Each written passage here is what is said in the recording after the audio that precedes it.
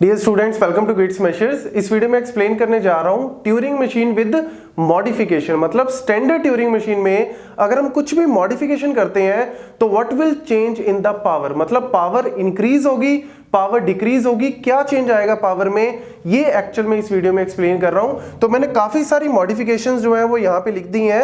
ये सारी मॉडिफिकेशंस की आप एक फोटो जो है वो क्लिक कर लो, ताकि अगर आपके कॉम्पिटिटिव एग्जाम में या आपके कॉलेज या यूनिवर्सिटी एग्जाम में अगर इसके ऊपर क्वेश्चन आता है तो आप इजीली आंसर कर सको। तो गाइस फटाफट से वीडियो को लाइक कर दें, चैनल को सब्सक्राइब करें अगर अभी तक आपने नहीं किया, और अगर कर भी दिया है तो और डिवाइसेस से सब्सक्राइब करवा सकते हो शेयर करके।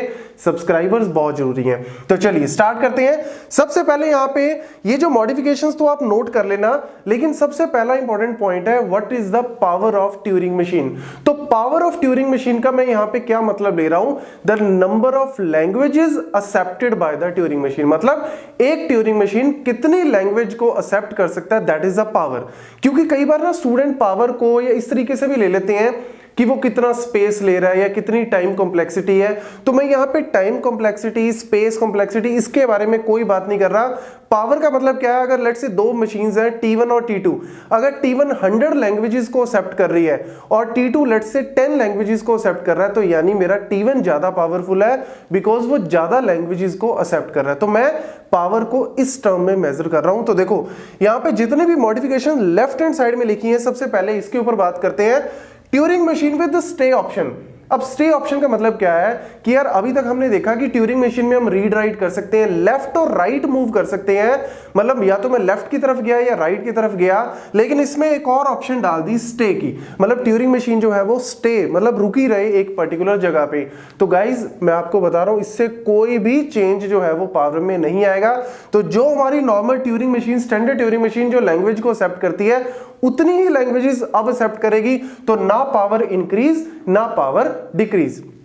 वैसे मैं आपको इस पूरी वीडियो का समरी बता देता हूं पहले ही, कि जितनी भी ये लेफ्ट साइड में लिखी है ना, ये सारी मॉडिफिकेशंस इंपॉर्टेंट है, आपको पता होनी चाहिए। लेकिन इसका एक एंड पॉइंट जरूर नोट कर लो कि जितनी भी ये मॉडिफिकेशंस आप कर रहे हो ना, पावर में कोई चेंज नहीं आएगा। ना तो पावर बढ़ेगी ना पावर कम होगी। ना तो आप ज्यादा लैंग्वेजेस को एक्सेप्ट कर सकते हो देन ट्यूरिंग मशीन, ना आप कम नंबर ऑफ लैंग्वेजेस को एक्सेप्ट करोगे। तो बिल्कुल एज इट इज पावर रहेगी जो ये लेफ्ट साइड में लिखी हुई है। इनके बारे में हम बाद में करते हैं। तो देखो Turing machine with semi infinite tape. तो भैया अभी तक जो हमारी ट्यूरिंग मशीन में हम टेप की बात कर रहे थे, उसमें हम कह रहे थे कि हमारी दोनों तरफ से क्या है, इनफाइनाइट टेप है। अगर मैं एक तरफ से क्या कर दूं, फाइनाइट कर दूं, और एक तरफ से मेरी क्या है, इनफाइनाइट है, तो इस केस में भी कोई फर्क पावर में नहीं आएगा। ये एक तरह से पता क्या बन गई, एक तरह से ऐसे होगी कि आपने बीच में फोल्ड कर दी, बीच में से आपने ये जो इनपुट टेप है ना उसको फोल्ड करके इस तरीके से मेंशन कर दी। इसको मल्टी ट्रैक मशीन भी बोल देते हैं,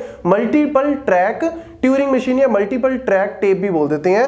तो फर्क कोई भी नहीं पड़ेगा। ऑफलाइन ट्यूरिंग मशीन में हम लोग पता क्या करते हैं, ऑफलाइन ट्यूरिंग मशीन में एक टेप होती है जिसमें हम सिर्फ रीड ओनली करते हैं, जहां से हम सिर्फ इनपुट को रीड करेंगे, और एक नॉर्मल टेप है जहां पे हम रीड और राइट दोनों कर रहे हैं। तो अगर हम इनपुट में जो हमारी ओरिजिनल टेप है उसमें हम इनपुट में नहीं कोई चेंज करना चाहते, तो हमने एक इनपुट, एक टेप अलग से ले ली जिसमें इनपुट ले रखी है, उससे हम इनपुट को रीड करेंगे और दूसरी टेप में डाल के रीड और राइट करेंगे, तो वो बन जाती है offline.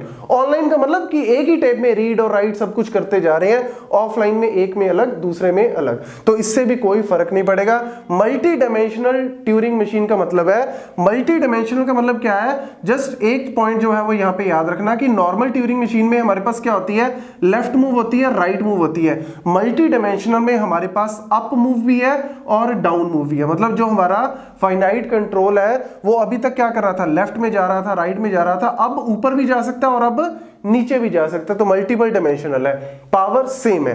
Then non deterministic Turing machine. तो नॉन डिटर्मिनिस्टिक में हमारे पास चॉइसेस अवेलेबल है, लेकिन आपके पास एल्गोरिथम ऑलरेडी अवेलेबल है जो हर एक एनडीटीएम को ट्यूरिंग मशीन में, डिटर्मिनिस्टिक ट्यूरिंग मशीन में कन्वर्ट कर सकता है। तो अगर हमारे पास ऐसा एल्गोरिथम अवेलेबल है तो ऑब्वियसली मैं हर एक नॉन डिटर्मिनिस्टिक को डिटर्मिनिस्टिक में कन्वर्ट कर सकता हूं। पावर क्या होगी, बराबर होगी। Universal Turing machine. Universal Turing machine क्या होता है, जब आपकी ट्यूरिंग मशीन जो है वो as a digital computer act करती है और इसमें हम रीप्रोग्रामेबिलिटी कर सकते हैं। तो इसको मैं अलग से एक्सप्लेन करूंगा, यहां पे जस्ट इसको नोट कर लो। जनरली ट्यूरिंग मशीन में जब हम तीन टेप्स लगा देते हैं तो वो क्या बन जाती है आपकी यूनिवर्सल ट्यूरिंग मशीन, और इसमें हम चेंजेस जो है वो परफॉर्म कर सकते हैं। तो ये भी पावर जो है वो सेम ही रहेगी। मल्टी टेप मतलब एक टेप की जगह हमारे पास मल्टीपल इनफाइनाइट टेप्स हैं, पावर जो है वो आपकी क्या रहेगी, सेम रहेगी।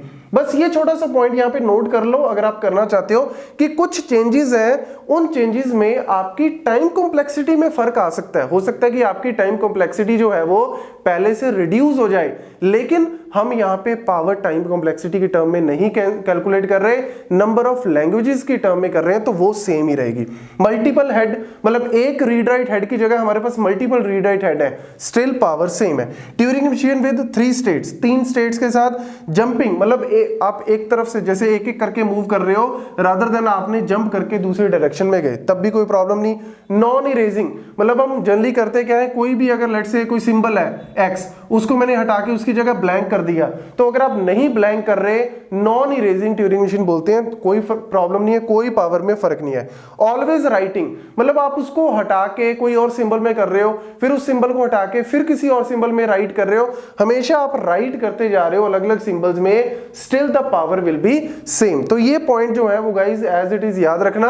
अब अगर हम यहां पे आते हैं, Turing machine without writing capacity, read capacity है, राइट कैपेसिटी है, लेकिन अगर मैं उससे राइट कैपेसिटी ले लूं तो उस केस में क्या होगा, उस केस में ये बन जाएगी फाइनाइट ऑटोमेटा। चाहे आप इसको डीएफए बोल लो डिटर्मिनिस्टिक, चाहे आप इसको एनएफए बोल लो, क्योंकि पावर सेम ही रहती है, तो आप उसको क्या बोलोगे, फाइनाइट ऑटोमेटा की तरह वो काम करेगा। Then Turing machine with input size tape मतलब अगर हम टेप का साइज जो है वो कितना कर दें बेस्ड ऑन द इनपुट, मतलब आप जितनी इनपुट दोगे उतने साइज की टेप है, तो वो क्या बन जाता है, एलबीए, लीनियर बाउंड ऑटोमेटा। इसके ऊपर मैंने ऑलरेडी वीडियो बनाई हुई है, आप डिटेल में करना चाहते हो वहां से कर लो, वैसे सिंपल सिंपल पॉइंट जो है वो डायरेक्टली याद रखना। Then Turing machine with tape used as a stack मतलब जो हमारे पास टेप है, उस टेप को अगर मैं एज ए स्टैक यूज कर रहा हूं, मतलब मैंने उसको क्या कर दिया, एज ए स्टैक यूज कर रहा हूं, तो वो बन जाएगा आपका क्या, पुश डाउन ऑटोमेटा। क्या बन जाएगा वो, पुश डाउन ऑटोमेटा। लेकिन पुश डाउन ऑटोमेटा डिटर्मिनिस्टिक भी होता है, नॉन डिटर्मिनिस्टिक। तो अगर आप डिटर्मिनिस्टिक ट्यूरिंग मशीन की टेप को अगर आप एज ए स्टैक यूज कर रहे हो तो वो डीपीडीए बन जाएगा। और अगर आप एनडीटीएम मतलब यहां पे मैंने स्टार मार्क करके एनडीटीएम इसीलिए लिखा है कि अगर आप नॉन डिटर्मिनिस्टिक ट्यूरिंग मशीन लेते हो और उसकी जो टेप है उसको अगर आप एज ए स्टैक यूज कर रहे हो, तो फिर वो क्या बन जाता है, पीडीए बन जाता है, पुश डाउन ऑटोमेटा। क्योंकि पुश डाउन ऑटोमेटा डीपीडीए भी होता है तो एनपीडीए भी होता है, तो फिर आप उस केस में कह सकते हो वो एनपीडीए की तरह वर्क करेगा। तो ये जो छोटे छोटे पॉइंट जो है वो याद रखना। Then Turing machine with finite, अगर मैं उस टेप को फाइनाइट साइज कर दूं कि मैं इतने साइज से ज्यादा यूज ही नहीं कर सकता, आपको एक फिक्स साइज दे दूं कि इनपुट टेप में आप इतना साइज ही यूज कर सकते हो, इससे ज्यादा साइज नहीं कर सकते, तो वो आपका क्या बन गया, फाइनाइट ऑटोमेटा बन गया। ठीक है ना। तो इन दोनों पॉइंट्स में कोई फर्क आई थिंक आपको दिख रहा होगा कि इनपुट साइज टेप का मतलब क्या है, अगर इनपुट का साइज इतना है तो आपको इतना टेप, अगर इनपुट का साइज इतना है तो इतना, अगर इनपुट का साइज इतना है तो इतना टेप। लेकिन यहां पे मैं क्या बोल रहा हूं, फाइनाइट साइज मतलब एक साइज आपको फिक्स कर दिया, इनपुट के साइज के ऊपर बेस्ड नहीं है, तो इसीलिए ये ज्यादा पावरफुल है एज कंपेयर टू दिस, क्योंकि ये तो सिर्फ फाइनाइट ऑटोमेटा की तरह काम कर रहा है, ये एलबीए की तरह काम कर रहा है। और ये छोटे छोटे पॉइंट जो है वो याद रखना। मेन आपकी मॉडिफिकेशंस ये हैं, लेकिन इन मॉडिफिकेशंस में से भी कई बार पूछ लेते हैं। और बाकी आपको फाइनली पता ही है, फाइनाइट ऑटोमेटा से ज्यादा पावरफुल आपका क्या है, देन यू कम पीडीए, उसके बाद आ जाता है आपका एलबीए, उसके बाद आ जाता है ट्यूरिंग मशीन। और इसमें भी इंटरनली अगर आप कहना चाहते हो तो डीपीडीए, और डीपीडीए के ज्यादा पावरफुल कौन सा है, एनपीडीए। और इसके अलावा अगर फाइनाइट ऑटोमेटा में अगर आप डिटर्मिनिस्टिक नॉन डिटर्मिनिस्टिक करते हो तो सेम पावर है, एलबीए में ऐसा होता ही नहीं है, और ट्यूरिंग मशीन में भी deterministic non deterministic same power है। तो ये आप इस तरीके से याद रख सकते हो अगर आप पावर रखना चाहते हो याद। ठीक है, थैंक यू।